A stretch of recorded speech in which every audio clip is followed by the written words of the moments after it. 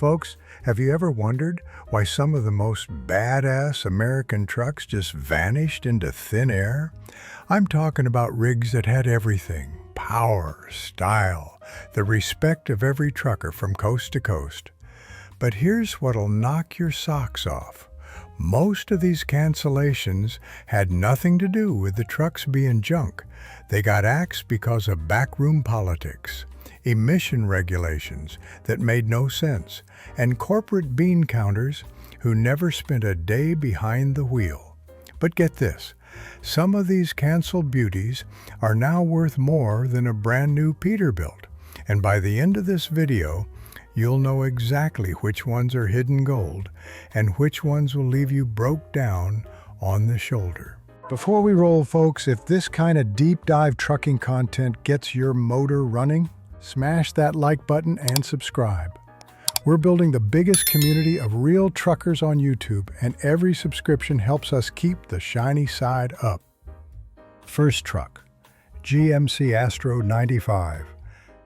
The Astro 95 was GM's answer to the cab-over craze. And brother, what a machine it was. This wasn't just another pretty face. This rig had the guts to back up its looks. The Astro 95 came with everything a driver could want. Spacious cab, excellent visibility, and you could spec it with Detroit diesel power that would pull a house off its foundation. The ride quality was smooth as butter, and the turning radius made city work a breeze.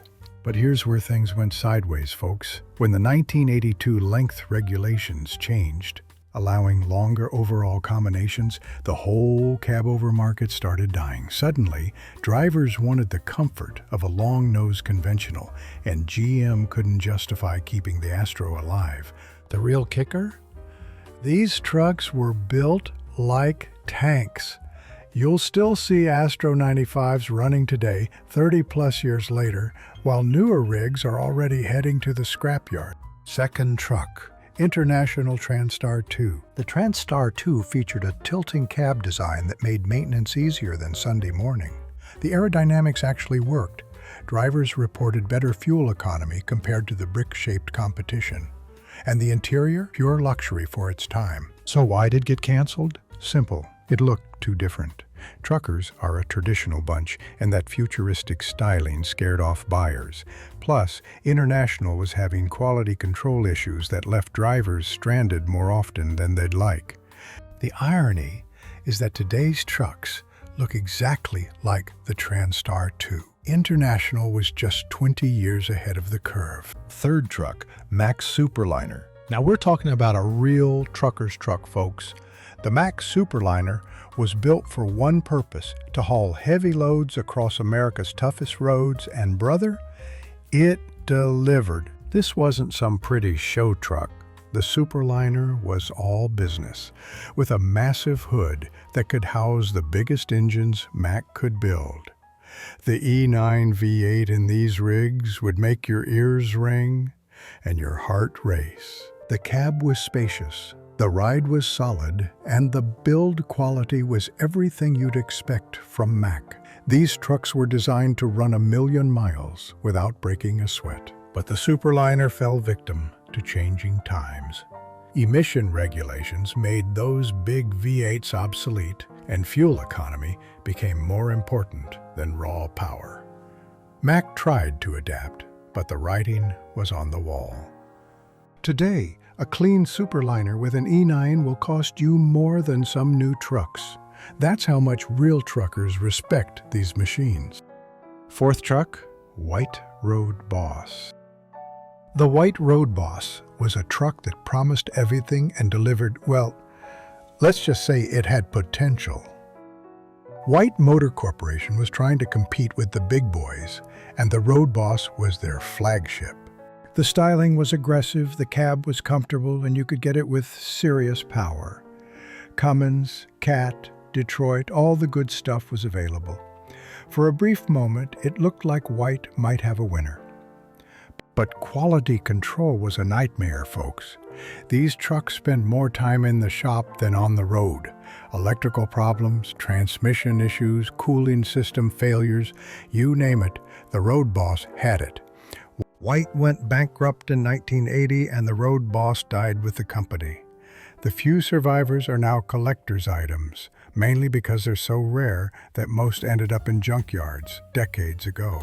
Fifth truck, Diamond Rio Royale. Diamond Rio built some of the most beautiful trucks ever to roll down an American highway, and the Royale was their masterpiece. This wasn't just transportation, it was rolling art. The Royale featured handcrafted details that you'll never see on modern trucks. Real wood trim, chrome that could blind you from a mile away, and paint jobs that were works of art.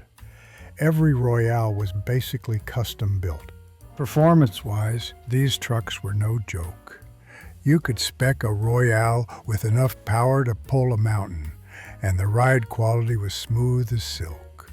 Diamond Rio knew how to build a truck. The problem was cost, folks. All that handcrafted quality came with a price tag that scared away fleet buyers. Diamond Rio was building Rolls-Royces in a Chevrolet market. When the company folded in 1975, trucking lost something special. Today, a restored Royale is worth more than most people's houses. Sixth truck, Autocar A64B. Autocar built trucks for serious work, and the A64B was their bread and butter for nearly 4 decades. This was a working man's truck, no frills, just reliable power and durability. The A64B was popular in construction, logging, and heavy haul applications. It wasn't pretty, but it was tough as nails. Autocar knew their market. Guys who needed a truck that could take a beating and keep on trucking. The cab-over engine design gave excellent visibility for job site work, and the short wheelbase made it maneuverable in tight spaces. You could spec it with the biggest engines available and know it would handle the power. But the trucking industry was changing, folks. Long haul became more important than local work, and drivers wanted comfort over pure functionality. The A64B was a dinosaur in the new world. Autocar tried to modernize, but it was too little too late. The A64B died along with the old school trucking it represented. 7 truck, Brockway Husky. The Brockway Husky was built in Cortland, New York, by folks who understood what truckers needed. This wasn't some corporate committee design. It was a truck built by truckers for truckers. Brockway specialized in heavy-duty applications, and the Husky was their flagship. Logging, construction, heavy haul. If the job was tough, you wanted a Husky. The build quality was exceptional, and the durability was legendary. The Husky featured a unique cab design that maximized visibility and comfort. The controls were laid out logically, and everything was built to last. These trucks were designed to work hard for decades. But Brockway was a small company in a big industry, folks. They couldn't compete with the marketing budgets and dealer networks of the major manufacturers. Quality wasn't enough anymore. When Mack bought Brockway in 1956, the writing was on the wall. The Husky limped along until 1977, but it was really dead years earlier. 8th truck, Hendrickson. Hendrickson wasn't just a truck manufacturer. They were innovators who changed how we think about heavy-duty transportation. Their trucks were built for the toughest jobs in America. The company specialized in custom-built trucks for specific applications: logging, mining, construction. If you had a job that would kill a regular truck, Hendrickson would build you something that could handle it. Their suspension systems were revolutionary, providing a smooth ride even with massive loads. The build quality was exceptional, and the attention to detail was something you don't see anymore. But the market was changing, folks. Standardization became more important than customization, and fleet buyers wanted trucks they could get parts for anywhere. Hendrickson's custom approach became a liability.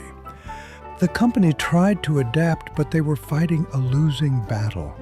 When they finally gave up truck manufacturing in 1982, the industry lost one of its most innovative companies.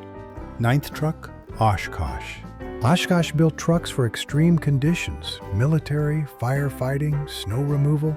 These weren't your average over-the-road rigs, but they were American trucks through and through. The company's all-wheel drive systems were legendary. When everyone else was stuck, Oshkosh trucks kept moving. The build quality was military spec, designed to work in conditions that would stop other trucks cold. For specialized applications, nothing could touch an Oshkosh. Fire departments, military units, and municipal fleets swore by them. The reliability was unmatched, and the capability was extraordinary. Sigh and take. But the commercial trucking market was different, folks. Fleet buyers wanted standardization, not specialization. Oshkosh's strengths became weaknesses in the changing market. The company eventually focused on their core military and specialty markets, abandoning commercial trucking altogether. Smart move, but it meant one less American truck manufacturer. 10th truck, Corbitt. Corbitt was a North Carolina company that built trucks the Southern way. Tough, reliable, and built to last.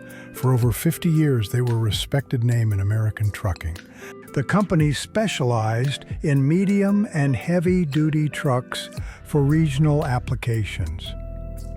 Their build quality was exceptional, and they had a loyal following among Southern truckers who appreciated honest, straightforward engineering. Corbitt trucks were known for their durability and ease of maintenance. These weren't fancy machines, but they were dependable workhorses that kept America's freight moving. The problem was scale, folks. As the trucking industry consolidated, small, regional manufacturers couldn't compete. Corbitt tried to expand beyond their southern base, but they lacked the resources to compete nationally. When the company folded in 1958, trucking lost another independent voice. The industry was becoming dominated by a few large manufacturers, and diversity was disappearing. 11th truck. Rio Motor Truck Company built some of the most respected trucks in American history. From their early days through the merger with Diamond T, they were synonymous with quality and innovation.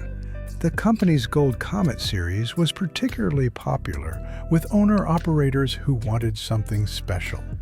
These trucks combined performance with style in a way that few manufacturers could match. Rio's engineering was always top-notch.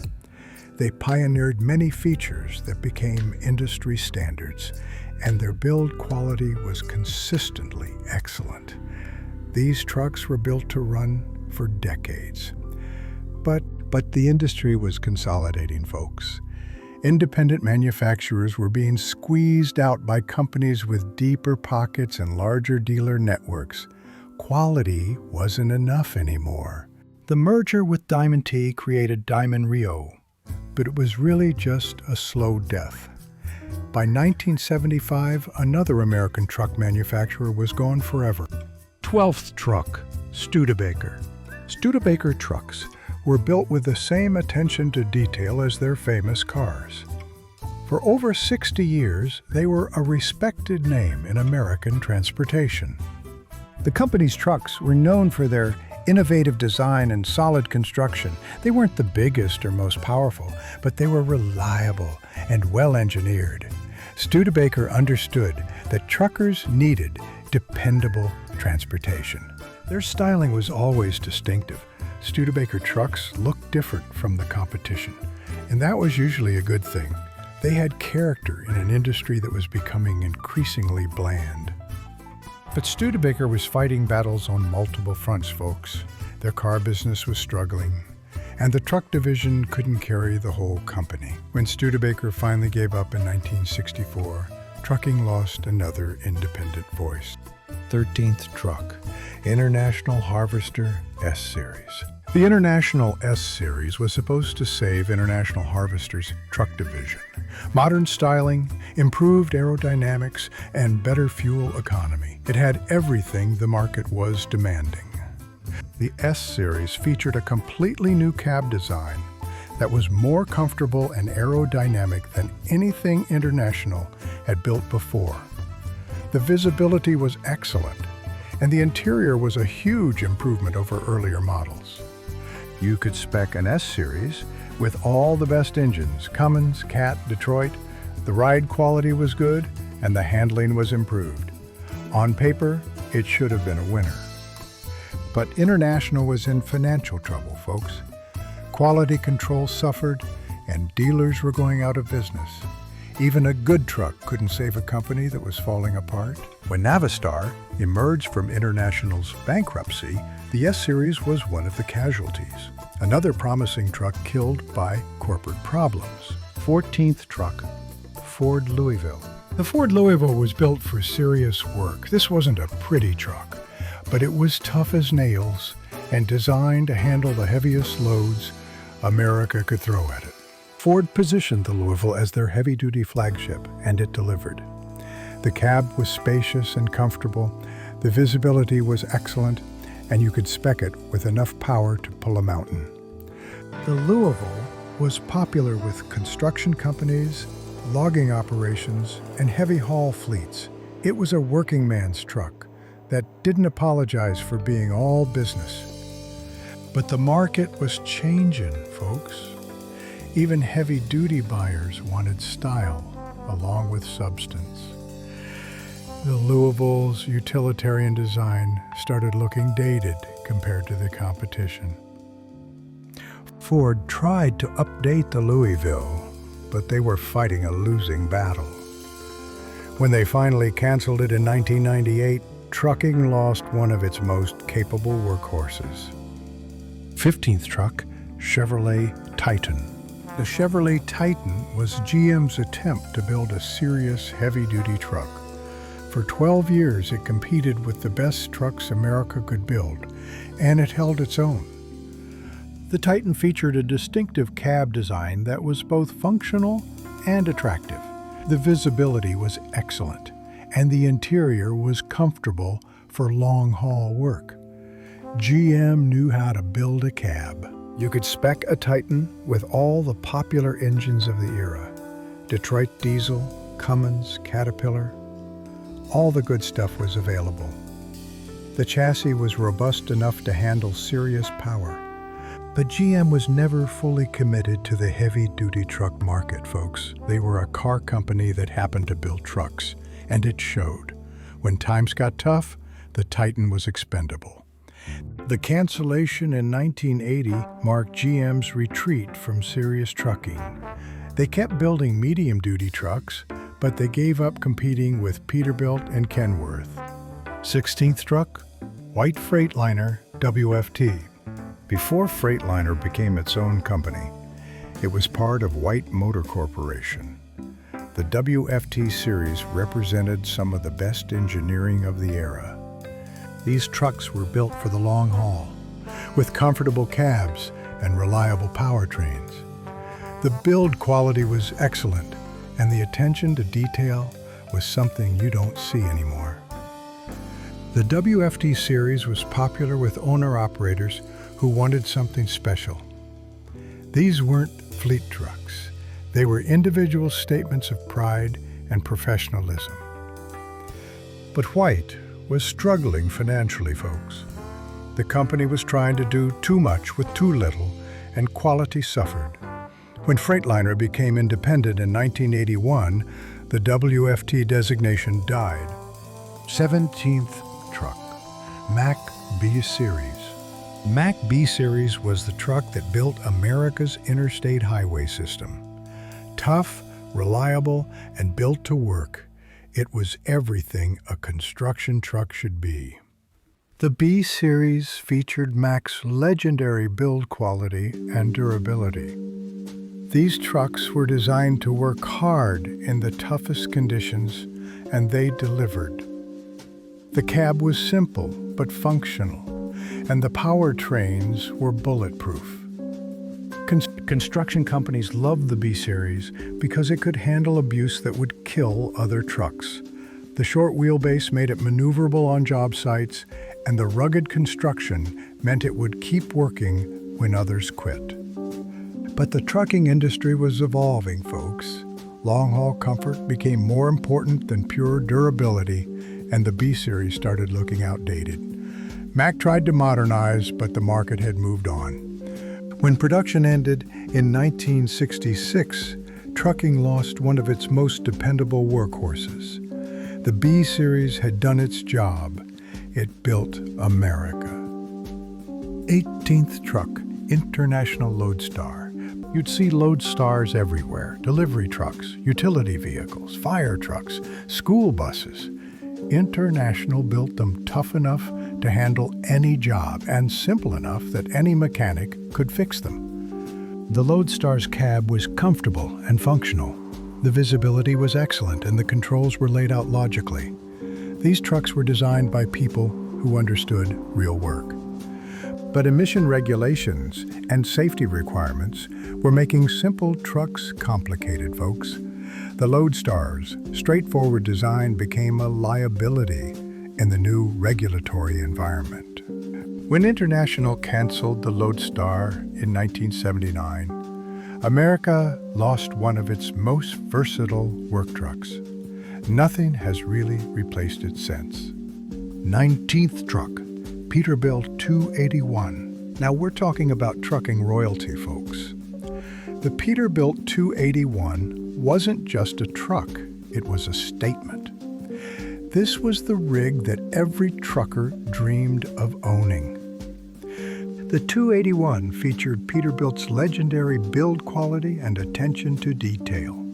Every truck was essentially hand-built, with fit and finish that put other manufacturers to shame. This wasn't mass production, it was craftsmanship.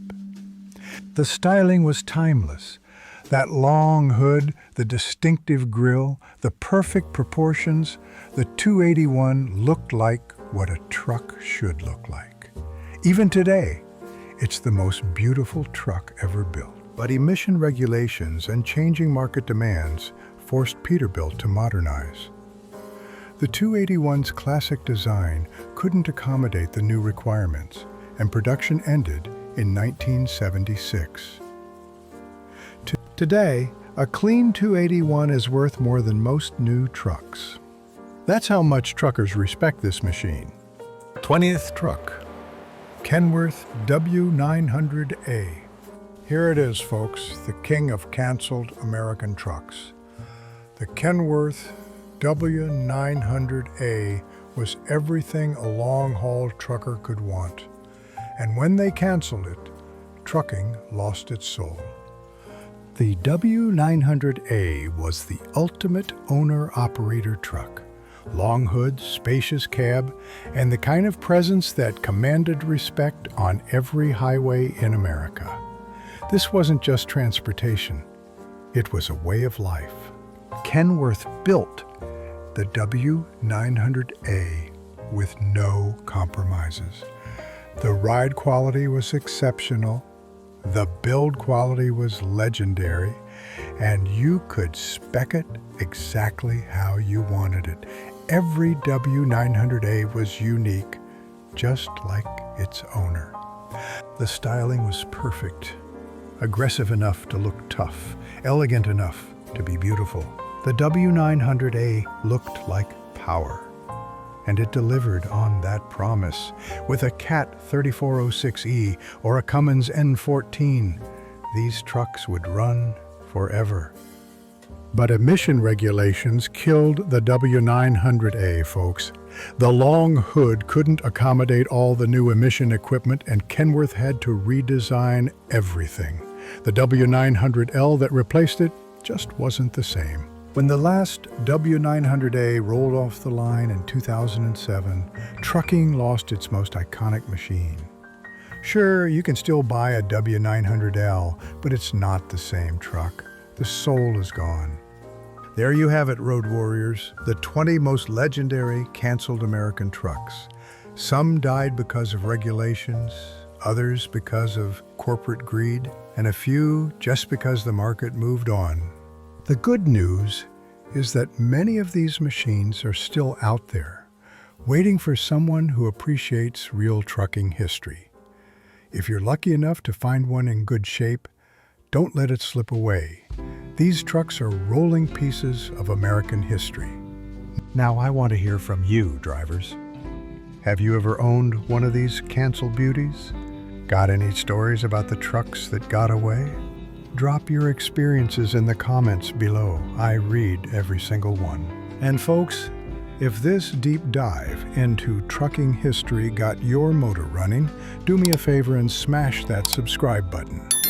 We're building the biggest community of real truckers on YouTube, and every subscription helps us keep the shiny side up and the greasy side down, because we've got more trucking content coming that you won't want to miss. Next week, we're diving into the engines that made these trucks legendary. Until then, keep the rubber on the road and the smokies in your mirror. This is your host signing off. Catch you on the flip side, and remember, they can cancel our trucks, but they can't cancel our spirit. Stay safe out there, drivers. 10-4 and out.